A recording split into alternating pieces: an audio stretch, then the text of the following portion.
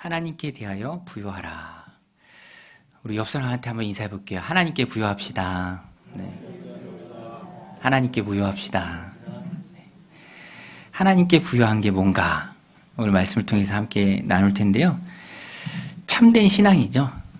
근데 제가 보니까 참된 신앙, 뭘 더 많이 쌓고 많이 배우고 지식이 늘어나고 그런 게 아니라 세상적 가치관을 하나씩 덜어내는 겁니다. 하나님 나라 사람으로 조금씩 변해가는 것이죠.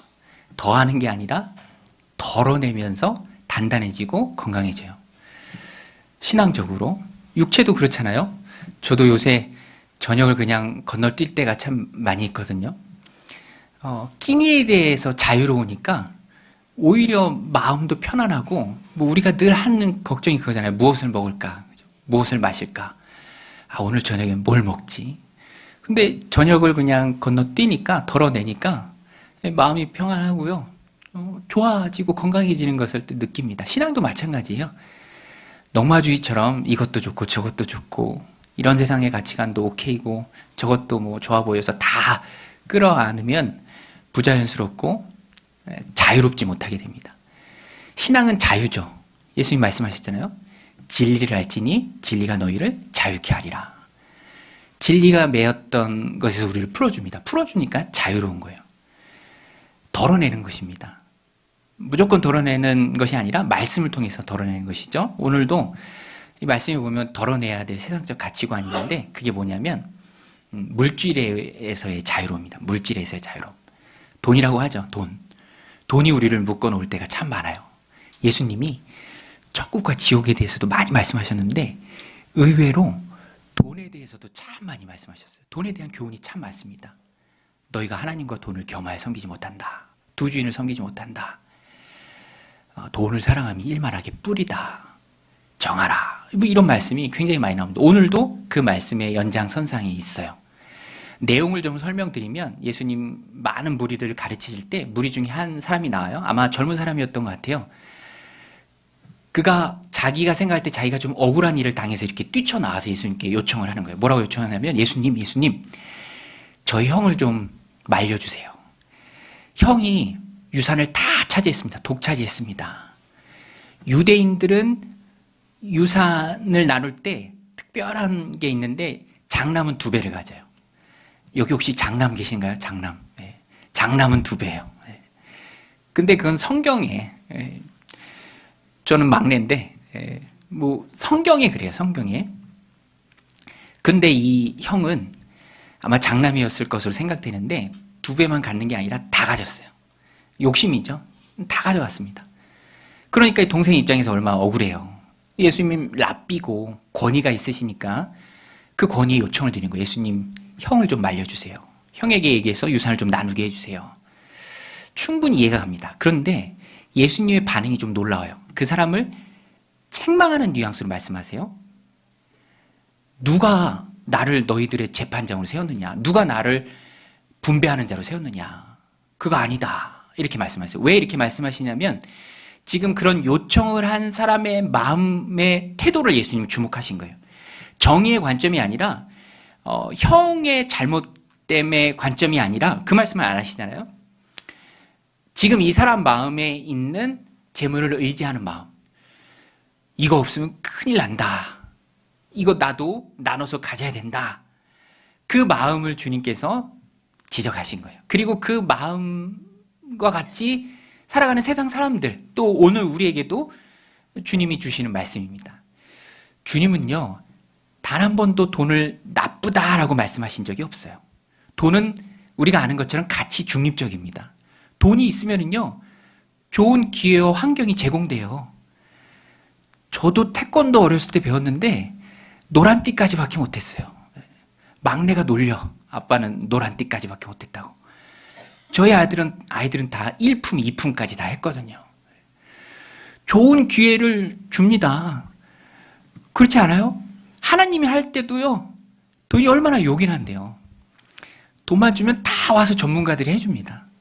제가 안 해도 돼요. 돈은요, 편리해요. 어떤 때는 굉장히 유익하기도 합니다. 하나님의 일을 할 할 때에도, 사람들의 마음을 얻을 때도 좋죠. 저희 막내가 제가 안 쓰는 얼마 없는 카드 이렇게 한 장 필요할 때 현금 갖고 다니기가 어려우니까 이렇게 카톡 카드 줬는데 가끔 전화해. 오마덴 가야 되는데 돈 좀 넣어달라고. 친구랑 가야 되는데 2,000원, 3,000원만 넣어달라고. 넣어주면은요, 사랑한다고 고백을 해요. 사랑한다고. 아빠 사랑해. 막 그러면서 빨리 끊고 막 오마덴 가서 사먹고. 야, 돈이 최고다. 그죠? 몇천 원 쓰고 사랑한다는 말을 듣기도 하니까. 그런데 그래서 돈만큼 위험한 게 없다. 돈만큼 우리의 마음을 홀랑 뺏어가는 게 없다. 돈이 대우받고 돈이 다스리는 것 같은 자본주의 사회 속에서 가장 경계해야 할 것이 또 돈이다. 왜냐하면 예수님도 그 논점으로 말씀하시는 거예요. 탐심을 물리치라. 탐심이 뭡니까? 탐하는 마음이잖아요. 탐한다라는 것은 있어야 될 것 이상을 원한다라는 거예요. 제 아내가 가끔 저한테 식탐이 있다고 그러는데 저는 정량을 먹어요. 식탐은 먹지도 못하면서 쌓아두는 게 식탐이에요. 필요한 것 이상이 탐하는 마음입니다. 물질에 대해서도 그래요. 먹을 것, 입을 것, 먹고 살만한 한 정도만 되면 되는데 많은 사람들이 그 이상을 원합니다. More and more. 더 많이 가져야 돼. 왜 그렇죠? 왜 사람들이 더 많이 가지려고 합니까? 왜 없으면 불안해하죠? 예수님이 정확히 말씀해 주세요.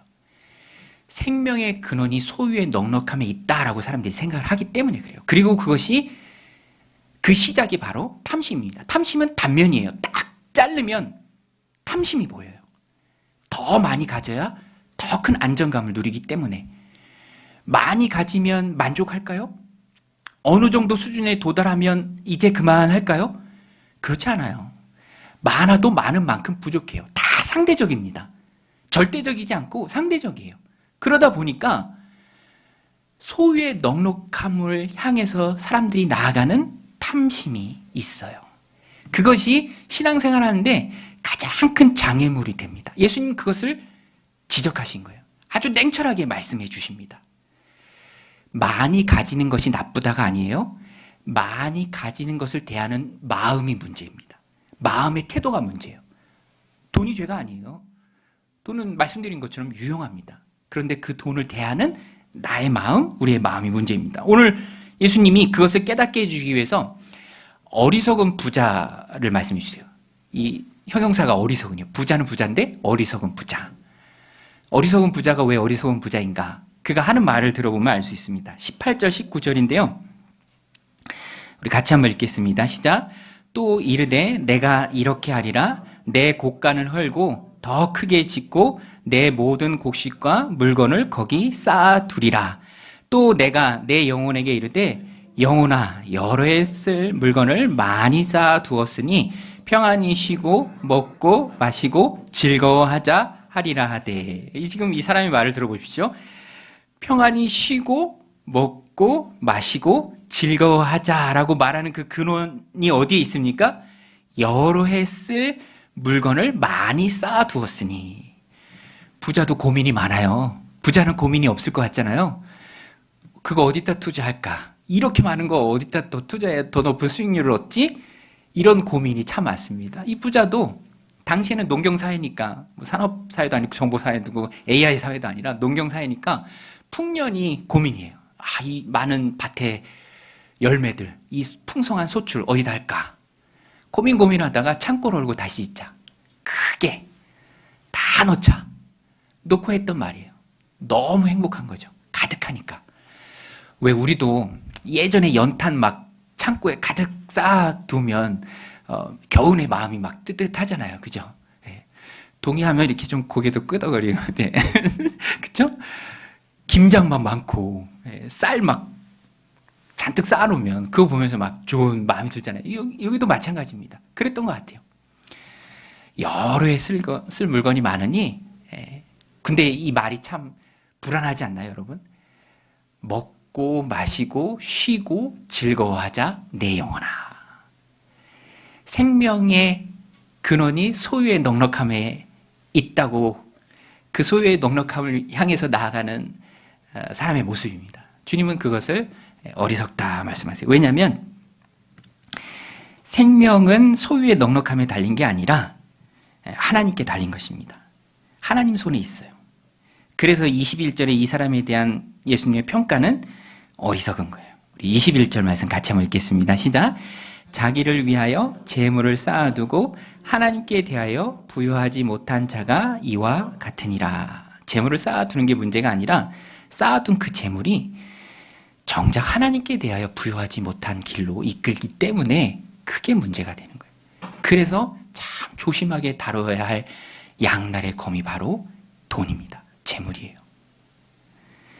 여러분, 오늘 우리는 인생의 목적이 하나님에 있습니다. 사람의 제일 되는 목적이 무엇입니까? 하나님을 즐거워하고 하나님을 영화롭게 하고 영원토록 그를 즐거워하는 것. 그것을 위해 하나님이 우리를 지으셨고 또 만나주셨고 예수 그리스도 통해 불러주셨어요. 결국 우리 삶의 목적은 우리에게 있지 않아요. 하나님과 부유한 관계를 누리고 풍성한 천국의 삶을 이 땅에서부터 시작하는 겁니다. 찬양에 감격하고 눈 감아 하나님 앞에 어려운 일들을 아뢰고 힘든 일을 만나도 주님 의지하면서 이겨내고자 하는 그 마음, 그 하나님과의 영적인 풍성한 관계 속에서 주는 영혼의 기쁨, 이게 하나님과의 부유한 관계인데 생명이 소유의 넉넉함에 달렸다고 믿는 순간 그것을 향해 달려가고 멈추지 않는 기차처럼 달려가고 자기를 혹사하고 결국에는 그것조차도 지키지 못하는 어리석은 삶을 살아갈 수밖에 없기에 주님께서 오늘 이 말씀을 사람들에게 해주신 것이고요. 또 오늘 우리에게 주신 말씀입니다. 여러분, 오늘 우리는 세상에 대해 부유한 자가 아니라 하나님께 대해 부유한 자가 되어야 합니다. 우리 한번 따라서게요. 우리는 하나님께 부유하자.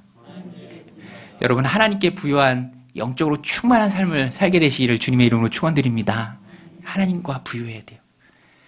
그래서 오늘 본문에 보면 어떻게 하나님과 부유한 삶을 살아갈 수 있을까? 두 가지로 정리했는데요. 첫 번째는 하나님으로 만족하라. 하나님 한 분만으로 만족하라. 우리 한번 따라할게요. 하나님으로 만족하라. 네, 여러분, 하나님으로 만족하시길 바랍니다. 주신 것에 만족하시길 바랍니다. 하나님이 사랑하라 주신 귀한 사람들, 하나님 내게 허락하신 귀한 하나님의 은혜, 그것에 만족하고 감사하는 삶을 살아야 해요. 바울이 그랬죠. 내가 풍부에도 처하고 비천에도 처하는데 그런 모든 상황과 환경에 만족할 수 있는 일체의 비결을 나는 배웠다. 그 상황은 왔다 갔다 하지만, 환경은 왔다 갔다 하지만 잘 나갈 때도 있고 어려울 때도 있잖아요. 바닥을 길 때도 있잖아요. 두려움의 환경 가운데 처해질 때도 있잖아요. 그때마다 우리의 믿음도 왔다 갔다 해서는 안 되잖아요. 우리는 하나님께 만족해야 합니다. 생명의 근원이 하나님께 있어요. 여러분, 영혼의 주관자는 하나님이신 줄로 믿습니다. 우리 지난주에도 말씀 나눴죠? 생명해야 하는 사람 두려워하지 말고 영혼까지도 지옥불에 던져놓을 수 있는 권세를 가진 그분 곧 하나님을 두려워하라. 진짜로 두려워할 분은 하나님이세요. 생명의 근원은 소유의 넉넉함이 아니라 하나님 손에 있습니다. 그래서 오늘 본문에도 이 어리석은 부자를 향해서 뭐라고 하나님 말씀하시냐면 내가 내 영혼을 도로 찾겠다. 도로 찾는다라는 것은 두 가지 사실을 알 수 있잖아요. 주신 분이 하나님이시고 또 주신 분이 다시 가져가실 수도 있다라는 거예요. 다시 가져가는 시간도 하나님 정하세요. 영혼의 주권자니까. 오늘 이 부자에게 하나님 정한 시간이 언제입니까? 20절에 나오죠? 오늘 밤. 우리 20절 말씀 같이 한번 읽겠습니다. 시작. 하나님은 이르시되 어리석은 자여 오늘 밤에 내 영혼을 도로 찾으리니 그러면 내 준비한 것이 누구의 것이 되겠느냐 하셨으니. 어리석은 자여. 이 18절 19절 내 영혼아 오래 여러 해 쓸 물건 가득 찼으니 평안하라. 쉬고 마시라. 먹고 즐거워하라. 라고 하는 그 사람에게 주님 주신 말씀이에요. 어리석은 자여 오늘 밤에 내 영혼을 도로 찾으리니 그러면 내 준비한 것이 누구의 것이 되겠느냐. 생명의 주관자는 하나님이십니다. 세상이 아니에요. 돈이 아닙니다. 없으면 죽을 것 같아도 그렇지 않아요. 생명의 주관자는 하나님이세요. 그렇지 않고 생명의 주관자가 돈이다. 더 가져야 한다. 그러면 결국에는 그 탐심이 나를 지배하게 됩니다. 그리고 그 사람의 모습은 구원해 주신 하나님에 대한 은혜가 없는, 안중에도 없는 자기 자신만을 위한 삶으로 나갈 수밖에 없죠. 그래서 우리는 항상 조심해야 돼요. 생명의 근원이 하나님께 있다라는 사실을 늘 우리 마음에 주지시켜야 합니다. 특별히 돈이 대접받는 오늘날과 같은 시대에서는 우리가 더 조심해야 돼요. 지난주 기사 보니까 그 젠슨 왕하고 이재용 회장하고 정의선 회장, 삼성, 현대차 부자들의 모임이 치킨집에서 있었잖아요. 거기 치킨집에 줄을 길게 섰더라고요. 거기 한번 가보겠다고. 그리고 그 테이블은 앉는 시간이 1시간으로 제한됐어. 1시간. 사람들이 서로 앉으려고 하니까 기운을 받는데, 기운. 거기 앉으면 무슨 기운을 받나 봐. 그죠? 근데 그러기도 할 것 같아. 그죠? 워낙에 부자잖아요. 7천조니까 시가총액이.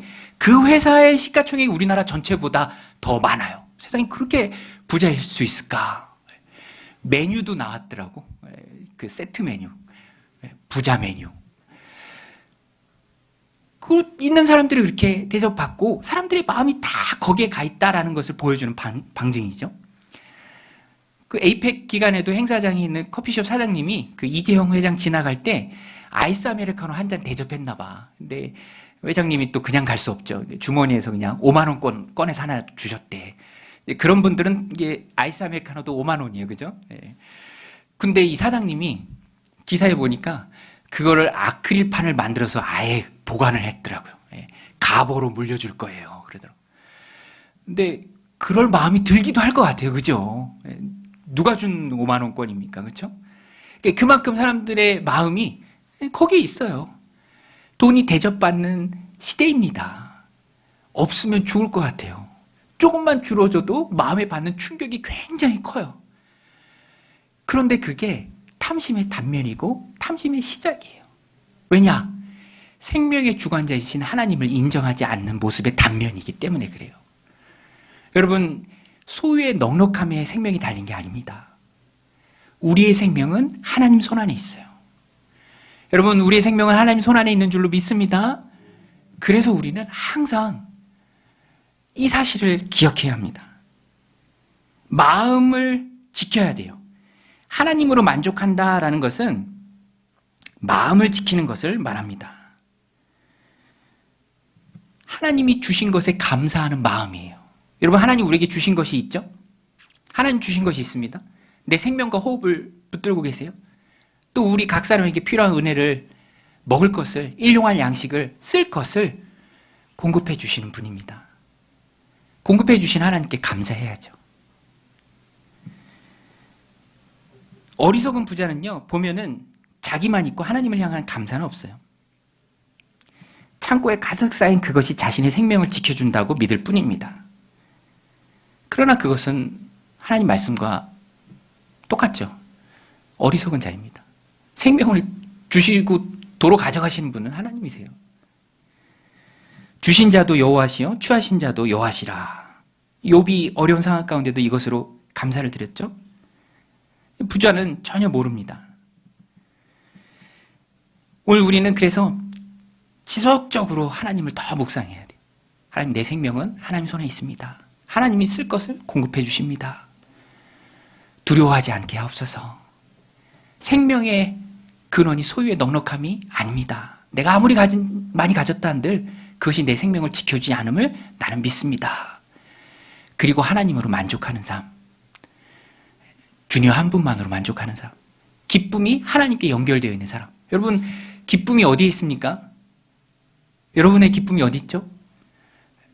우리의 기쁨은 하나님께 있어야 돼요. 세상의 기쁨은 통장 잔고에 있어요. 투자의 수익률에 있습니다. 그거 올라가면 같이 올라가요. 떨어지면 같이 떨어지고. 그런데 우리는, 그리스도인들은 그렇지 않아요. 경제적 성과가 아니라 하나님 그분 자체가 기쁨의 근원이 되십니다. 우리 하박국 3장 17절 18절 말씀인데요. 이 고백이 우리의 고백이 되기를 원합니다. 우리 같이 한번 읽겠습니다. 시작. 비록 무화과 나무가 무성하지 못하며 포도나무에 열매가 없으며 감람나무에 소출이 없으며 밭에 먹을 것이 없으며 우리의 양이 없으며 외양간에 소가 없을지라도 나는 여호와로 말미암아 즐거워하며 나의 구원의 하나님으로 말미암아 기뻐하리로다. 할렐루야. 이 고백이 오늘 우리의 고백이 되기 원합니다. 외양간 소 없어도 무화과나무 잎이 풍성하지 않아도 하나님이 여전히 나와 함께 하시기 때문에 그 구원의 하나님을 기뻐하면서 즐거워하는 삶. 여러분, 하나님 한 분으로 만족하는 저 여러분들이 다 되시길 바랍니다. 두 번째, 하나님께 부여한 삶은 하나님께 드릴 수 있는 삶이에요. 우리는 청직이에요. 관리자입니다. 내가 소유한 것, 사실 내 것이 아니라 하나님의 것이에요. 잠시 맡아서 관리할 뿐입니다. 그런데 이 어리석은 부자는 어리석은 이유가 뭐냐면 그런 청지기 의식이 하나도 없어요. 자기만 있습니다. 자기. 우리 21절 한 번만 더 같이 읽겠습니다. 시작.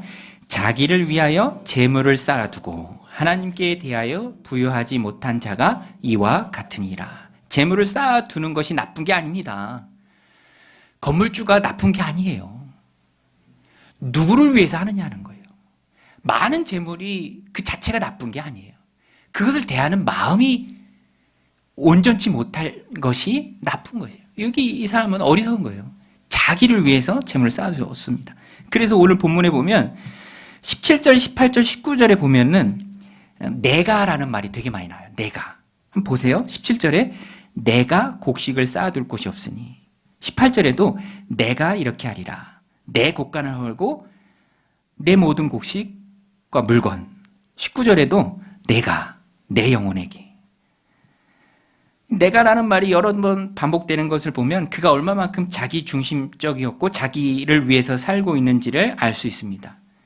예수님도 이 말씀을 하실 수밖에 없는 거예요. 자기를 위해 보물을 쌓아두었을 뿐이다. 여러분, 자기만 위한다면, 청지기 마인드가 없다면 자기만 위한 거예요. 말 그대로 자기라는 울타리 안에 자기만 있는 것입니다. 자기 혼자만 잘 먹고 잘 사는 거예요. 그게 하나님께 무슨 의미가 있어요? 하나님 부르심에 하나님 섬기듯 섬겨야 할 이웃에게 어떤 의미가 있습니까? 울타리로 딱 갇혀있고 자기 자신만을 위한 것인데 창고 안에 갇혀있는 기쁨으로는 창고 바깥에 나아갈 수 없는 것이죠.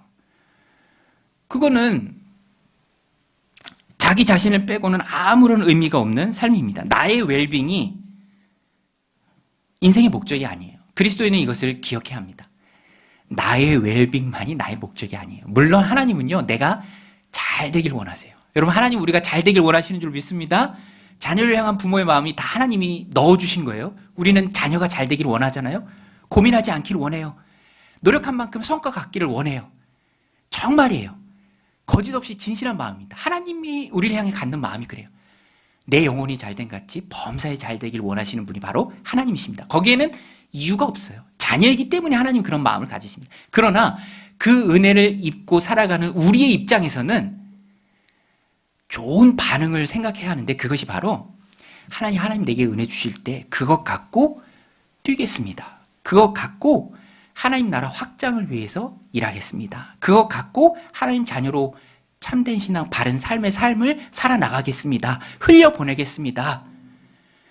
하나님을 영화롭게 하는 일에 사용하겠습니다. 라는 고백까지 나아가야 돼요. 수단과 목적이에요. 은혜는 수단입니다. 은혜 주세요, 은혜 주세요, 은혜 주세요 하는데 그 은혜 갖고 뭐 하려고요?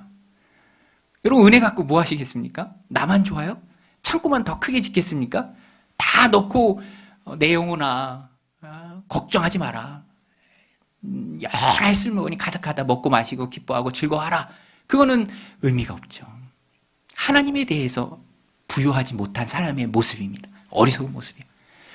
여러분, 우리는 하나님과 부요해야 할 줄로 믿습니다. 그래서 청지기 의식이 있어야 돼요. 내 것은 사실 내 것이 아니에요. 내 것은 그것을 주신 분의 것입니다. 우리 아까 20절 읽었잖아요. 하나님이 이르시되 어리석은 자여 오늘 밤에 내 영혼을 도로 찾으리니 그러면 내 준비한 것이 누구의 것이 되겠느냐. 자, 한번 여쭤볼게요. 이 사람이 가득 준비한 거 누구의 것이 될까요? 창고에 가득히 넣은 거 낮에 좋아했는데 밤에 하나님 영혼 부르시잖아요. 그럼 그가 준비해 놓은 것 가득 쌓은 거 그 누구 거가 될까요? 누구 거가 되죠? 하나님 거예요. 하나님께 돌아갑니다. 답을 암시하는 질문이에요. 오늘 밤 내가 내 영혼을 취하면 내 것이 누구 것이 되겠느냐? 하나님 거 되는 거죠. 우리는 청지기입니다. 아무리 많은 불을 이 땅에 쌓는다 한들 아주 조금도 우리는 가져갈 수가 없어요. 그래서 우리는 하나님과의 부요한 삶을 살고자 할 때 내 것이 아니다. 하나님의 것이다. 이렇게 생각해야 합니다. 하나님의 것이다 라고 생각하면서 천국을 위해서 살아가야 돼요. 우리 그리스도인들은 천국 백성이잖아요. 저는요, 우리나라가 정말로 잘 되길 원해요. 그래서 관세 협상도 이렇게 지켜보면서 기도하는 마음으로 검색하고 또 뉴스 보고 그랬어요. 우리나라 원자력 잠수함 생긴다고 하니까 제가 얼마나 기쁜지 몰라. 강한 국방력이 평화와 안정을 가져오잖아요. 우리나라는 대치 상황이기 때문에 안정되어야 돼요. 그래야 좋습니다.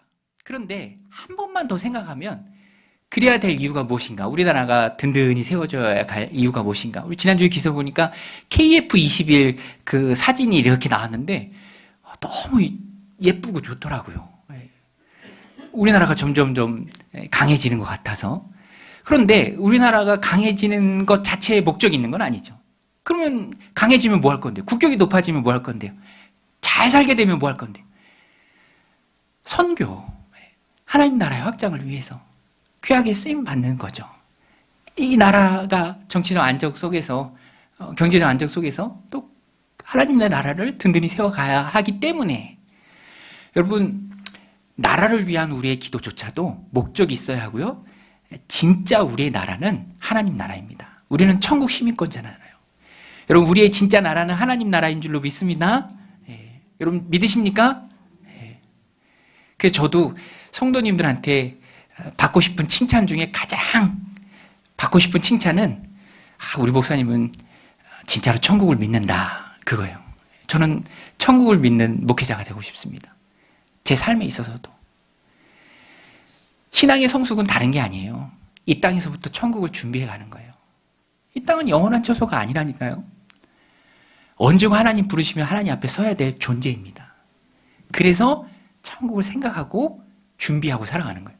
여러분, 우리나라랑 가까운 중국이든 일본이든 여행 가려고 하면은 나라가 다르기 때문에 준비해야 될 것들이 되게 많아요. 아주 짧게 가도 준비해야 될 건 되게 많아요. 여권부터 거기서 편하게 생활하려면 여기서부터 준비해 가야 할 것들이 되게 많습니다.